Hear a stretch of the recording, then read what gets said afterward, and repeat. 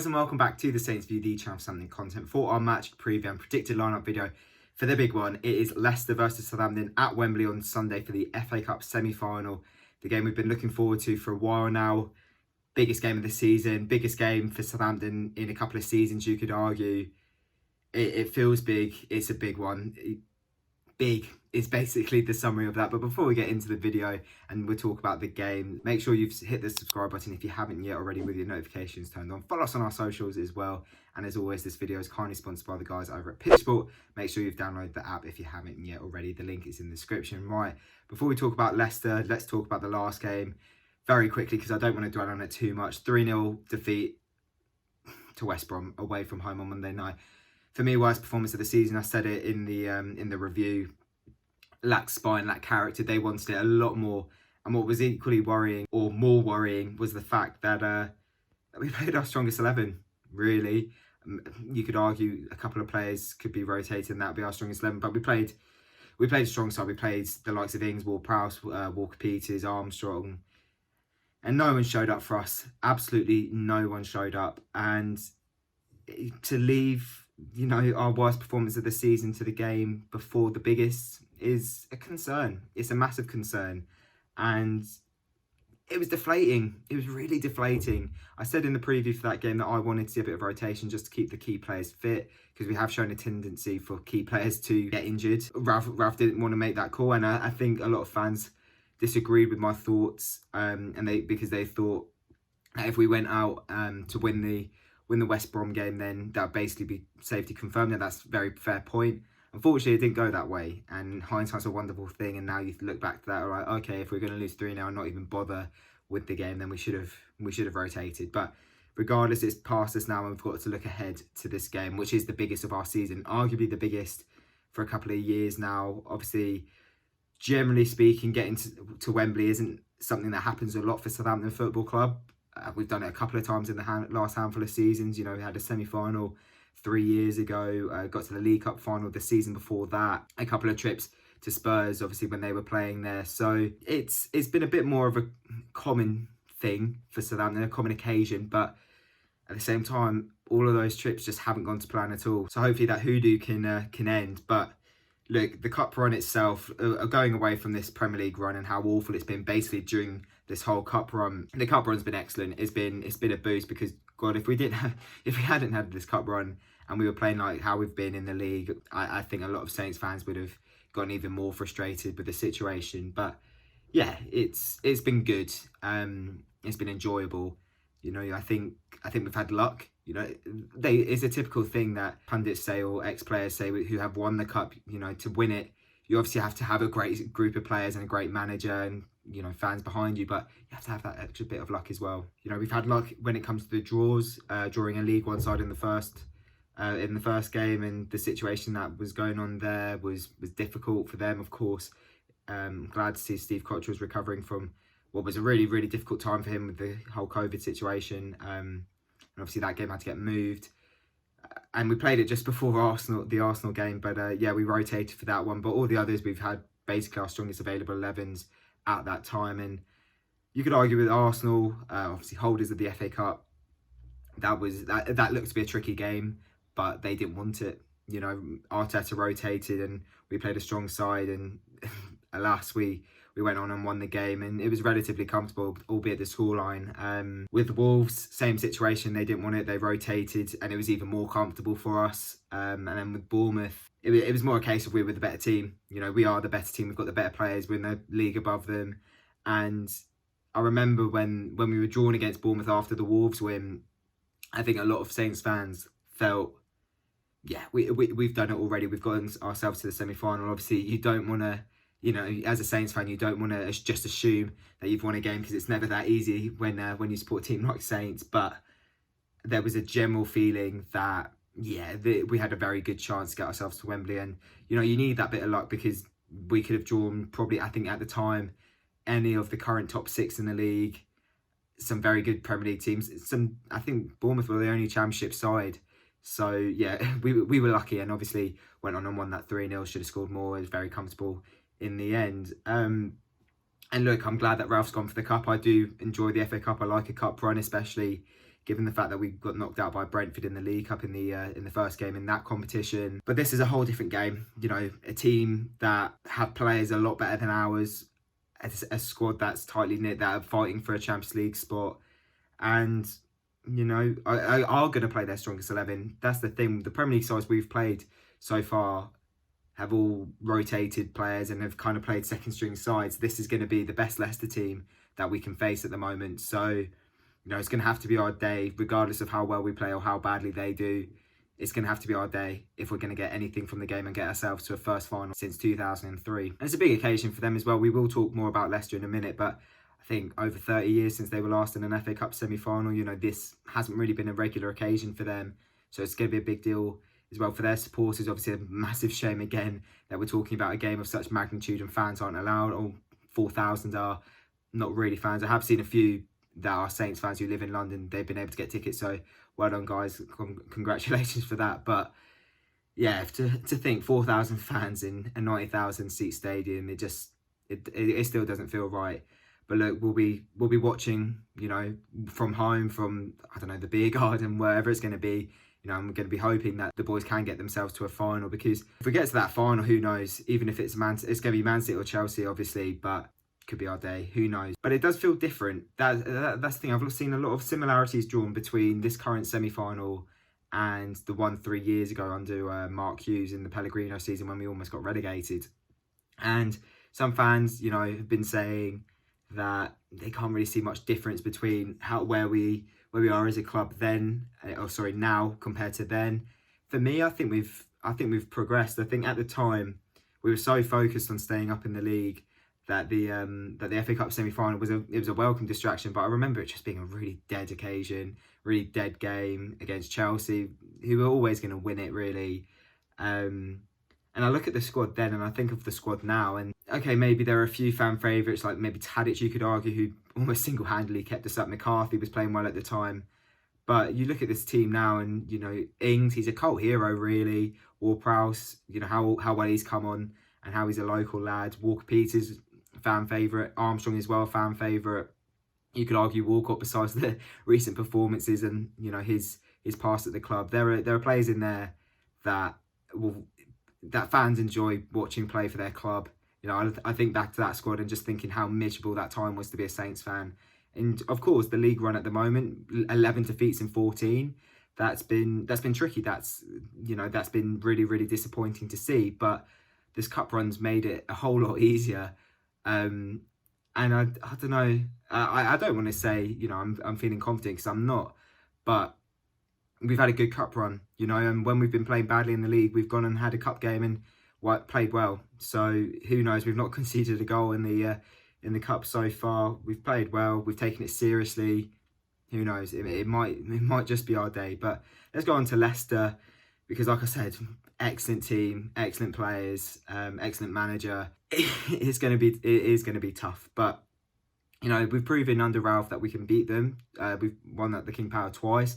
I even think our performance at the King Power this season, when we lost 2-0, was pretty decent, and we were in that game for large spells. We had a few key players out. We were unlucky there, but yeah, I think we're going to be in it. You know, after Wednesday, Monday, a lot of fans could say, "Oh, we're going to get battered," and obviously, if we're not on it, we will. I think if we have to be on it to give ourselves a chance, of course we do. But I do think we're going to show up, and I think we're going to give them a game. But obviously, I'm no expert on Leicester, so I spoke to Neil from Beyond the 90 to give us a bit of insight on what's been going on with Leicester recently in the league, their Champions League hopes, and of course, how they're feeling ahead of this FA Cup semi-final on Sunday. Right then, guys, on to the opposition preview part of the video. I'm delighted to say I've got Neil from Beyond the 90 back on the channel to talk about Leicester, his thoughts on the Cup semi-final and how he's feeling going into the game. Mate, how are you doing, first of all? Yeah, I'm good, thank you. Very, very weird position Leicester in at the moment. However, season is still going well. We're still being doubted to be to not keep our top four position, but I think we're going to do it. But the players and the team haven't helped themselves of recent. Well, that actually takes me nicely into my first question, because it's something we've kind of discussed as a fan base off camera, just, you know, in group chats and things like that, about how Leicester are going to take this game. Because from your point of view, obviously chasing top four again this season, it's been great for the most part this season. Obviously now you've got a semi-final for the first time in like over 30 years, which must be a big boost for the city. But what would you rather at the moment? Would you rather have top four and bottle the cup, or would you rather go on and get to the final? No guarantee that you'll win it, but finish outside the top four again. What's kind of the thinking at the moment? What's the priority? Do you know what? It's one of those things where you don't know how many times I've been asked the question, but normally it's like compared to if we'd win it or take top four, and it's a weird one. So a lot of the top six teams will take a trophy, and I want to, and a lot of the older fans that I've spoken to and that are Leicester fans go, look, we wanted to go to Wembley. We've wanted to see Leicester City win because we've been there 4 times in the final. We've lost every single one. So we were the, I think this is like 1980s, 1960s as well. So it's quite a while ago, and it's been 40 years since we've been in a cup semi-final. So I would still take top four if you put a gun to my head. However, Brendan Rodgers is looking at going after both. He's stated that from the beginning, in the same way that you can look at that through Europe. Obviously, we've had Europe this season. We dropped out against Prague quite dramatically, but it was literally because the wheels fell off the car because we were just absolutely knackered. But coming back to, would you take them? Brendan Rodgers is trying to get both. He stated that from I think about the quarterfinals or the round before, where he said, "Look, our job was to get into Europe and also to try and." The first thing he said is win a title, then achieve. So he wants to. He was ambitious with Leicester, and if you've looked, obviously, recently it's fell off a little bit, but I wouldn't worry too much about that. We've been consistent all the way through. Every single match we've played, regardless, we've played a very strong squad. So you can expect the club to be right up for this. And as we'll probably talk about in a bit, some of the players going to be a lot of the players will definitely be up for this match.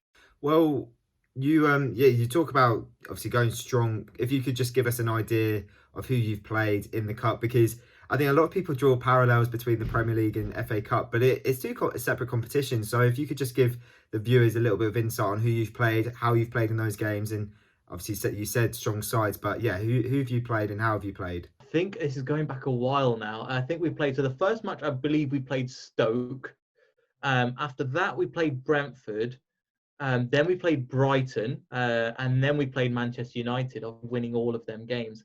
The first game against, this is going back now because with the pandemic, this just felt so long. I think we won 4-0, I want to say, against Stoke, then 3-0, 3-1 against Brentford, 1-0 a late glitch in Nacho finish against Brighton, and then we managed the notorious game where we steamrolled Manchester United, which in my opinion still we were overlooked for that, whilst the games were continuing about how terrible Man United were, not giving enough credit to how good Leicester was. Anyway, so again, we have turned up in bigger games like the Manchester United game, so the players are going to be fired up for this. But that's been our run so far, and again, it's so weird that 4 games gets you into the semi-finals because of the amount of games we've had in Europa as well. Yeah, no, and let's talk about that because obviously since we last played, the Europa League campaign did come to an end in, like you said, quite dramatic fashion. How did you feel about that one? Because obviously, from an outside point of view, I thought Leicester were going to do better in Europe, but you said obviously fixture congestion. Do you feel like now that there might be a bit more fire in the bellies of the players and the manager to go and actually go and do well in another competition and maybe knock on the door of winning it? Yeah, it's so we have to compare kind of our squads. They are quite similar in terms of we have a similar philosophy: bring in players young, train them up, and then potentially kind of move them on to the next level, and they'll learn and they'll grow as they progress. So I think Saints have a slightly different process, but majority of the time we are in a similar position. And with what happened, we'll take it back to like this time last year where we kind of fell off a cliff. We managed to slip into Europa League.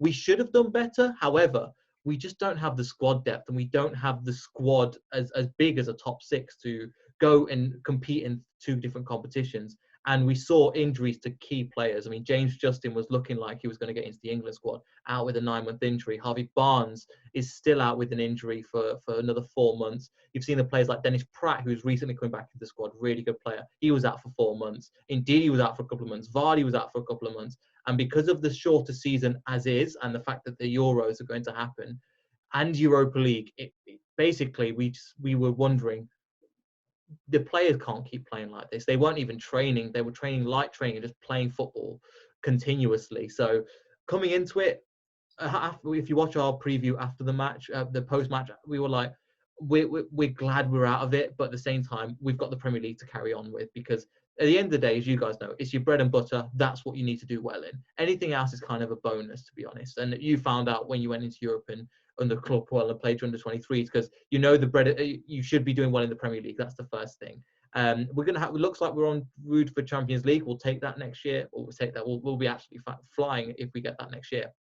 So overall, yeah, I'm glad we were out of it, but it did come at a time where we weren't feeling too good because of just the amount of injuries that were sustained. I mean, all season I think we've had Kelechi Iheanacho, Yuri Tillemans, and Mark Albrighton have been the only players that have stayed fit.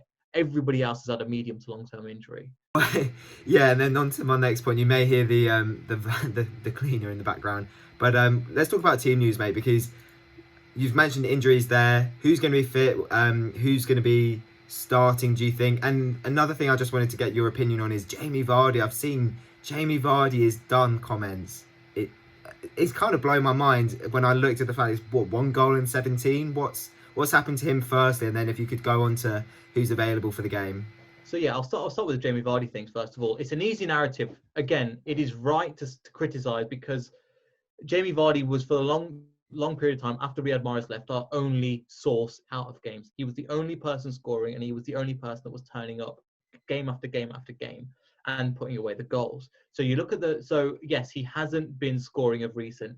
He's nursing a groin injury, which it's a minor groin injury. However, especially with the age, it sounds like a bit of an excuse, but them two together, you realise that he's not been playing as himself. He's missed some absolute sitters of opportunities.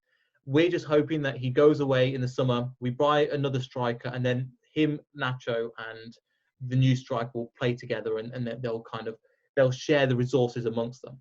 So away from that, obviously Jamie Vardy is not scoring. However, Kelechi Iheanacho has been on fire of recent. Other players are joining in the play, and Jamie Vardy's off the ball work has always been sensational. But it's the way that Brendan Rodgers has trained him is not always to run like I remember Virgil van Dijk after we got him injured, unfortunately, a couple of years ago. Remember, he's running around the pitch constantly. He's 35. He's 34. He's going to be 35. He's not going to be. He's not able to do that as much. So we've got to pick his runs and times very, very differently. However, he's still got, I think, closing on nearly 10 goals, 10 assists this season as well. So he's been involving himself in play. And the reason why you have to play Jamie Vardy is because he takes two defenders with him. And if you take two defenders with him, then it leaves the opposite. You leaves players like Ricardo, Castagna, normally Harvey Barnes, but he's injured. Kelechi Iheanacho gets a free role as well. So his off-the-ball work does work a lot more as well. In terms of the way that Leicester will set up, it will be 3 at the back. Unfortunately, because of the situation, because of injuries, we only have one winger fit in Mark Albrighton. And we can't really play with one winger. So we'll play wing back. So you'll see 3 at the back. Soyuncu was out with coronavirus. However, I think he will come back for this game if he comes back negative. Johnny Evans or Wesley Fofana, probably you'll see them back 3. If Soyuncu isn't there, you'll see Daniel Amate. On the wings, you'll see Timothy Castagna and Pereira. If you want to look, it'll probably be a very similar team to the West Ham game if you want to have a look at that. We played 3-5-2 essentially. Then up front, you got Jamie Vardy and Kelechi Iheanacho. Again, Iheanacho, one player to look out for. His off-the-ball work has been phenomenal, but also his finishing has been sensational. Him and Lingard are definitely 2 players that I think, well, Lingard's been talked about a lot, but Kelechi Iheanacho has got nearly as many goals as many games, and he's just about there as well. In the midfield, you've got Yuri Tillemans, who's sensational, and Wilfred Ndidi. Just them 2 this season. I think somebody put a stat up. I can't remember the exact stat, so I'm not going to say it, but we've won the majority of games with them 2 in the midfield. So that's what we're going to set up, like a 3-5-2. And yeah, we're feeling confident about this game. However, we're going to set up normally a 3-5-2. Brendan Rodgers has a way of changing it, even in a same game. It's defined as one formation, like a 3-5-2. However, it will change. You'll see sometimes Ricardo coming up the pitch, and then maybe Wilfred Ndidi coming over to the right hand side, so it'll change like a 3-4-3. They have like this hybrid system where they don't always play the same game every single time. So you don't. The thing is with Leicester, you don't quite know what formation to expect, and also with the likes of, you can change to a midfield diamond sometimes just to adjust the tactics as we go. Well then, just to wrap up, mate, you said you're a little bit confident for the game. Can I get a score prediction? And how do you see it's going to go? Oh, this is going to be a strange one. Do you know, I still fancy us to win.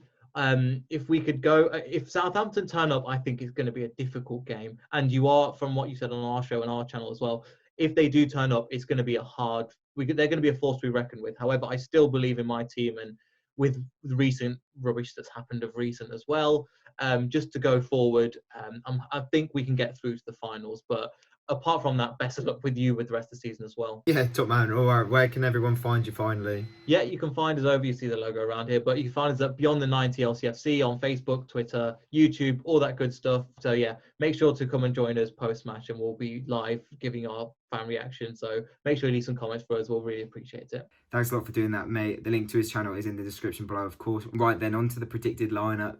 Now, I don't think this will come to much of a surprise, to be honest, based on how Ralph has been setting up the team in recent weeks. But in goal, of course, Fraser Forster.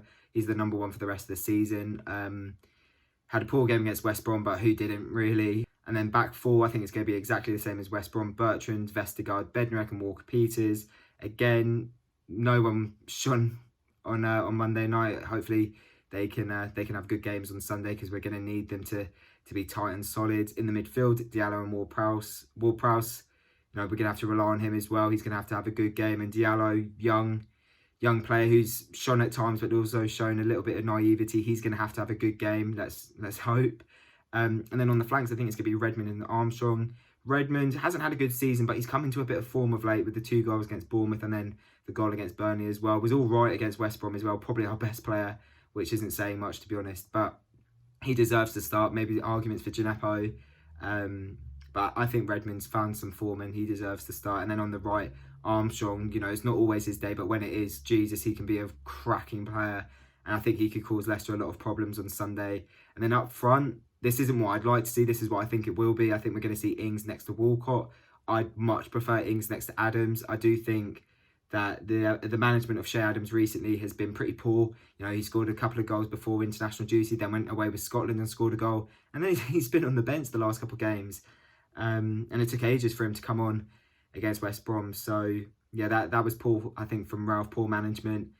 Walcott, I understand why Ralph likes him, you know, with the experience, and he has exceeded expectations, but his performance against Burnley and his performance against West Brom, both of them it's just not good enough, really. You know, he's a player with a lot of history for this club, and fair play, you know, he loves the club, and it's great to have someone like that behind the scenes. And he's got experience, maybe that might help us on Sunday, but really, if we're talking quality, I think Adams starts. But look, we'll obviously have to see. I think you could argue Walcott would be disappointed not to start this one, but again, we'll see. But I think it's going to be a typical 4-2-2-2. Ralph's going to play the way we've always played, and we just have to hope that that Leicester don't show up and we do. And then finally, to wrap up my prediction, I'm going to go confident. I am going to say Saints are going to win the game. I've got a feeling in the back of my mind, for whatever reason, that we're going to get through it. I'm going to say we're going to win 2-1. But it's going to be tough, and I am nervous for it, but I'm very much looking forward to it, because the chance to see Saints in a semi-final, despite it happening 3 years ago, it doesn't happen very often, so savour it. But thanks very much for watching the video, guys. If you have enjoyed it, leave it a like and subscribe if you haven't yet already. Follow us on our socials. Let me know in the comment section below your thoughts ahead of the game, your score prediction, who would you like to see start, etc. And we will see you after the game for our match review, hopefully after a massive win, and Saints will be FA Cup finalists. See you then, guys.